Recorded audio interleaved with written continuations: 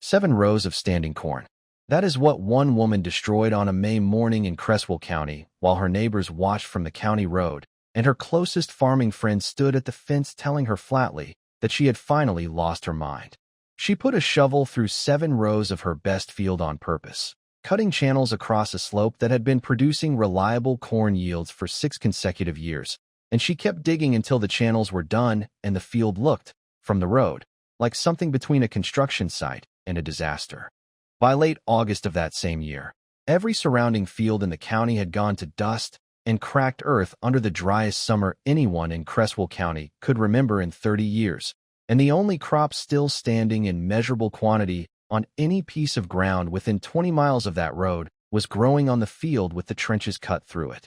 The man who had laughed loudest when the shovel went into the ground was the same man who sat at an emergency county irrigation board meeting in September watching a watershed engineer read his own co-op's decade-old water access policy back to him as the reason he had no legal standing to challenge her for the water she was collecting and using.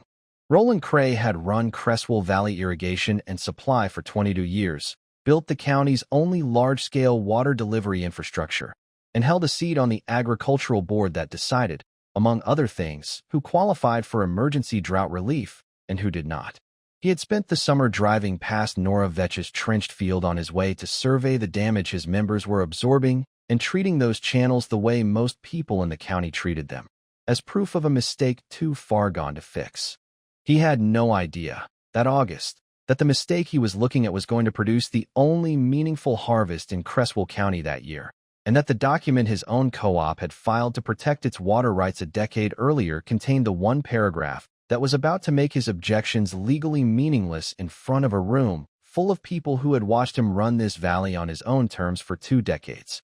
None of that had happened yet on the morning in May when Nora Vetch pressed a spade into the topsoil of the highest row in her best cornfield, looked out at the dry sky above a county that hadn't seen a full inch rain since March, and started digging the first channel. To understand how 7 destroyed rows of corn became the only reason there was a harvest worth talking about in Creswell County that year, you have to go back to where the dry spring actually started, and to the man who had spent 22 years building a water delivery system so complete that most of the county had simply stopped thinking about where their irrigation water came from before it reached his pipes. Creswell County had never been a place that rewarded doing things differently from how Roland Cray's infrastructure was designed to support them. And the story of those trenches became, in the years that followed, the kind of thing farmers in the county repeated to each other not quite as a legend, but as a reminder of what happens when a community decides that one system, and one man's certainty about that system, is the only answer worth considering. Creswell Valley ran wide and mostly flat through the center of its county, good deep soil corn and soybean ground on either side of a slow-moving river that had been supplemented, for the past 22 years, by Roland Cray's Irrigation Co-op, a network of pipes, pumps, and retention ponds that Roland had started building in the early 1970s when a series of dry summers had made it clear that relying on rainfall alone in Creswell County was a gamble that eventually ran out of luck. By the time Roland had the system fully built, it served close to 80% of the cultivated acreage in the county.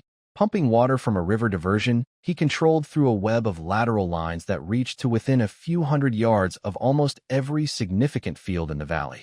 Roland did not just deliver water to the county's farmers.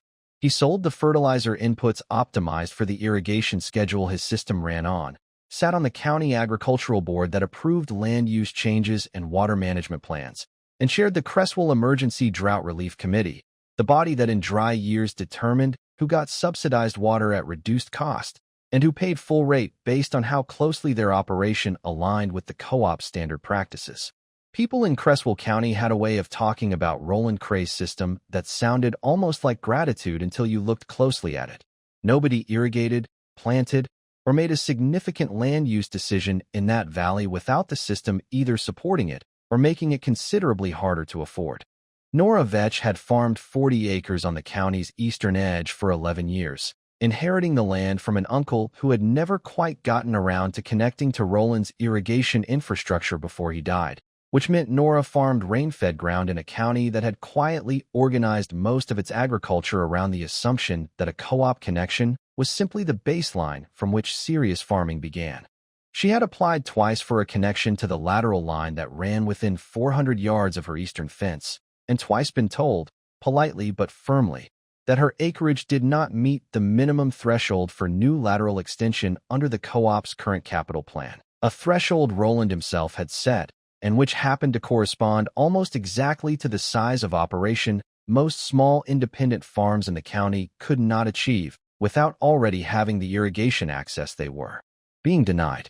She had stopped applying after the second time because she was not a person who wasted energy repeating herself and had instead spent the past 3 years watching the sky and her own soil with the focused attention of someone who understood, better than most, that a system built to keep water away from you will eventually force you to find water some other way. The morning she started digging, Mick Belland was doing something he often did, driving the county road along her fence line on his way somewhere else, and stopping when something didn't look right. What didn't look right, that particular Tuesday morning, was the sight of Nora standing knee-deep in a trench she'd already cut 6 feet across the second row of her corn, a wheelbarrow of displaced soil beside her, and the expression of someone who had made a decision they were no longer second-guessing. "Nora," he said, leaning on the fence post with both hands. "What on earth are you doing to your field?" She told him what she was doing, and he told her she was ruining the best producing ground on her property for something that sounded, in the way she explained it, like it might work but more likely wouldn't, and which was going to leave her with channels cut through her corn rows that no standard equipment could work around and no buyer would pay to look at when harvest came. "You're throwing away this yield on a theory," he said. "You're not even sure it'll rain enough to matter." She told him it wouldn't need to rain much for the channels to matter. It only needed to rain at all, which it usually did at least a little even in dry summers, and when it did, she intended to have somewhere for that water to go that wasn't straight off her slope and down the county road. Mick shook his head, told her he'd seen a lot of ideas tried on Cresswell ground in 30 years of farming next to people who had them, and drove on, which was more or less the same reaction most of the county had when word got around that Nora Vetch had been spotted digging trenches through her cornfield on a dry May morning. At the feed store 2 days later, someone made a joke about it. At the elevator the week after, someone else made a better one. Roland Cray himself mentioned, at a co-op member meeting that month, that he understood a few independent operators in the county were experimenting with non-standard water collection techniques, a phrase he delivered with just enough inflection to get a laugh, without quite saying anything he could be called back on later. Nora was not at the meeting. She was still digging. Dr. Lena Forsyth drove out to Nora's field in the second week of June, not because anyone had asked her to, but because she had heard about the trenches from a colleague in the county extension office who had mentioned them the way you mention something you don't quite have a category for. Forsyth ran the watershed hydrology program at the State Agricultural University and had spent most of her career studying how water moved across sloped agricultural land, which made her considerably more interested in Nora's channels than anyone else in Cresswell County had been since Mick Belland drove off shaking his head.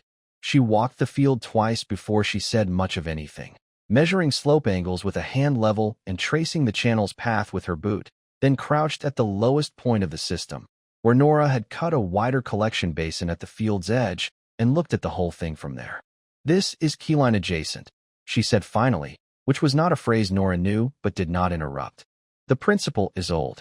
You read the natural contour of the land. You cut channels along the slope at an angle that slows water down instead of letting it run off, and you let gravity distribute it across the field instead of buying it from a pipe. The reason almost nobody in conventional corn country does this is that it's labor-intensive. It sacrifices some planting rows, and it requires you to have read your land carefully enough to cut the channels at exactly the right grade." She stood and looked at Nora. "You got the grade right. Where did you learn this?" Nora told her about a season she'd worked on a terraced farm in the hill country 2 states south, years before she'd inherited this land, where the owner had explained water collection as a matter of reading the shape of the ground rather than fighting it. "What does it mean in a dry year?" Nora asked. Forsyth answered plainly, the way she answered most things. "In a normal year, it helps at the margins. In a genuinely dry year, if it rains at all, even a fraction of what usually falls, these channels could be the difference between a crop and a loss. You're catching and distributing every drop that hits your slope instead of watching it run into the road. Your neighbors with flat ground and co-op connections are depending on Roland Cray's pump stations running at full capacity in a water short year, she paused. If the aquifer drops and those pump stations can't keep up, your system keeps working as long as any rain falls at all. Nora asked her what the odds were of a dry year. Forsyth told her the seasonal forecast looked worse than anything she'd modeled in the past decade. Then she asked Nora if she'd mind if she documented the field for a research file. Nora told her she wouldn't mind at all. Nora did not tell Roland Cray or anyone connected to his co-op or the agricultural board he sat on what Lena Forsyth had told her in June, and she made no effort over the following months to correct the county's general impression of her field as a slightly eccentric experiment that would probably not amount to anything.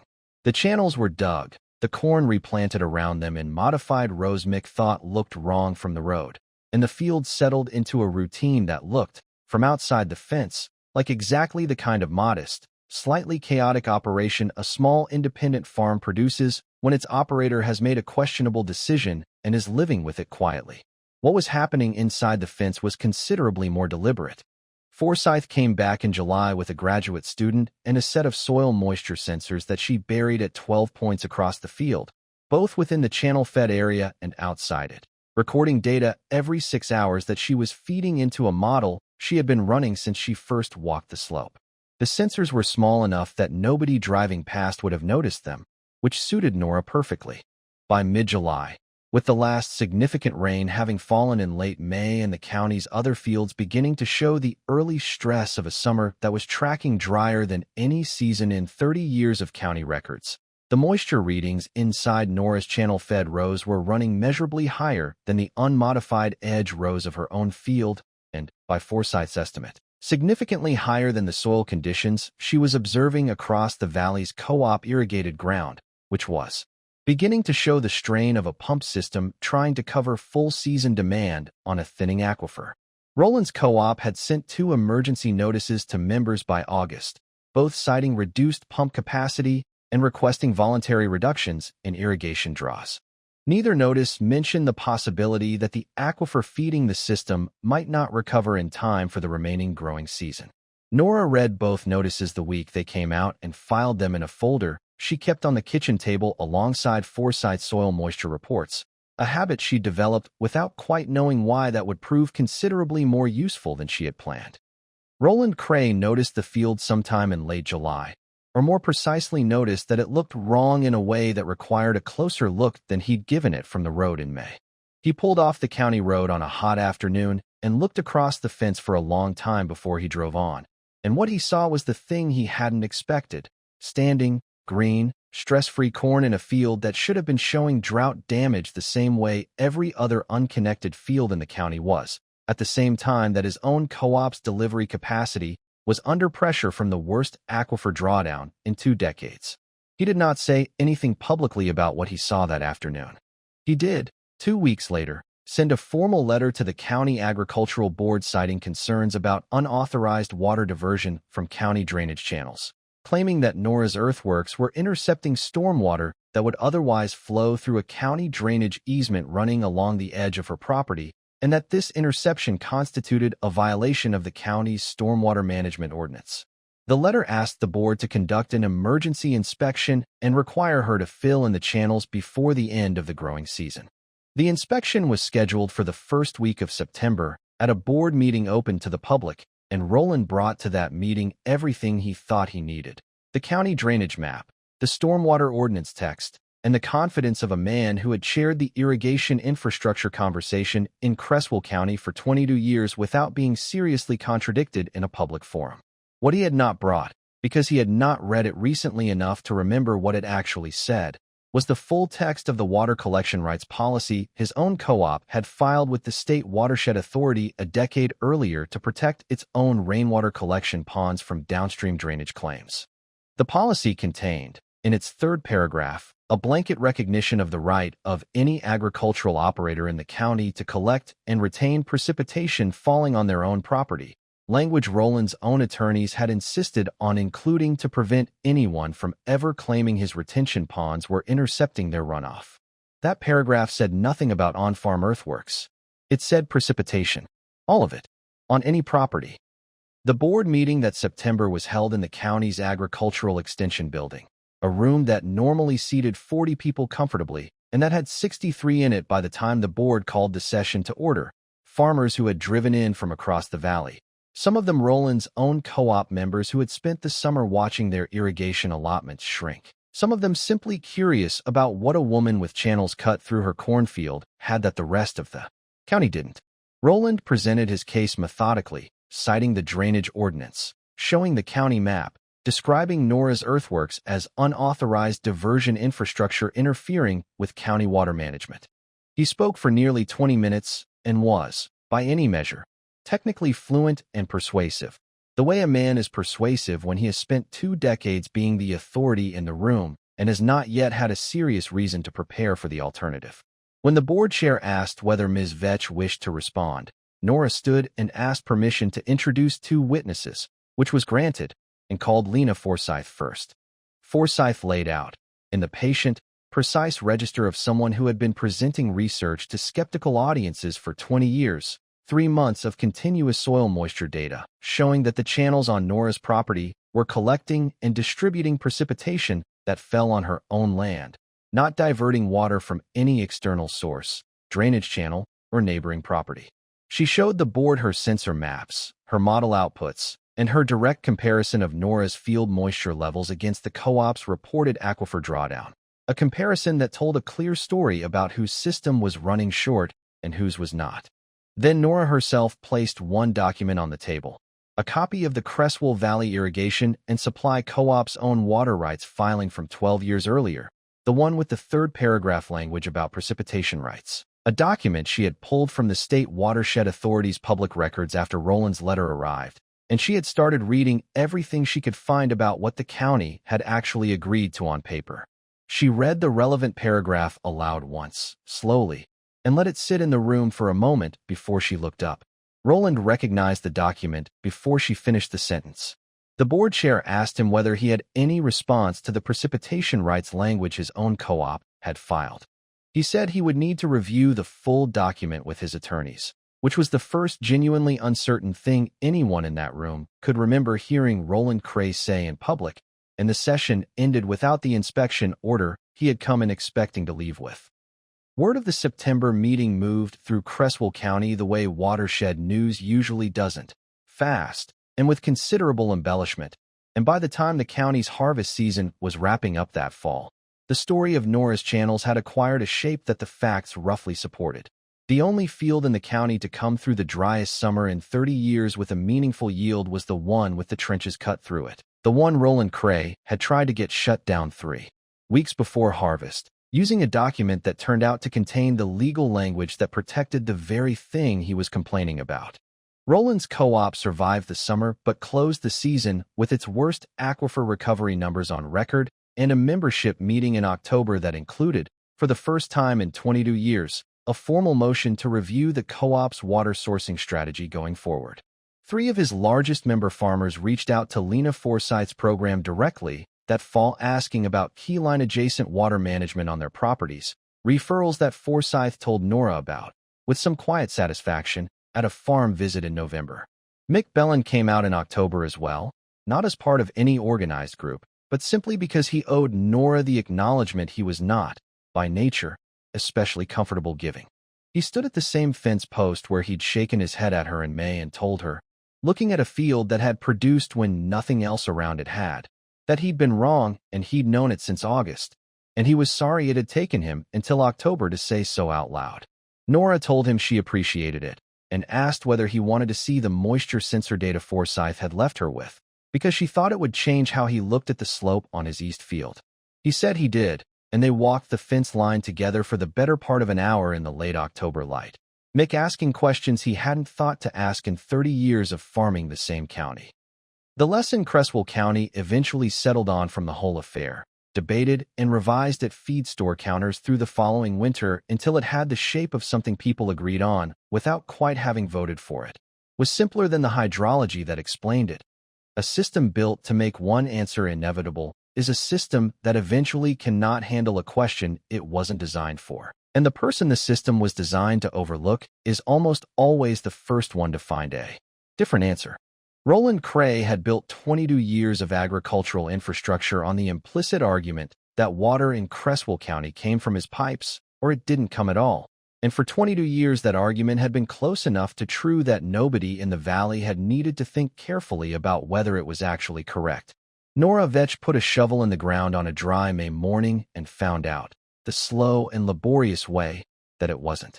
The field that looked like a mistake from the county road, the one with the channels cut through the rows and the equipment paths rerouted and the soil piled along the banks in a way no conventional farmer would recognize as a plan, turned out to be the only field in the county prepared for the question the summer of that year actually asked. Drive past that field today, and the channels are still there, maintained now with a precision that reflects 3 seasons of refinement from Foresight's program data, and the field still looks, to anyone driving past without context, slightly strange. The rows not quite parallel in the way a standard planting looks parallel. The drainage features at odds with the flat, regular geometry of every other field in the valley. It still looks that way because it still works that way, and the woman who cut it still does not spend much time explaining it to people driving past who think it looks wrong. She learned a long time ago that looking wrong and being wrong are not the same thing, and that the drought does not care which one a field looks like from the road. If this story landed for you, hit like before you go, because it genuinely helps more people find it. Share it with someone who's ever been told the thing they were doing differently was the thing that was wrong. Subscribe if you want more stories like this one, because we find a new one every week. And down in the comments, tell us about a time you read something differently than everyone around you and turn out to be right. We read every one of them.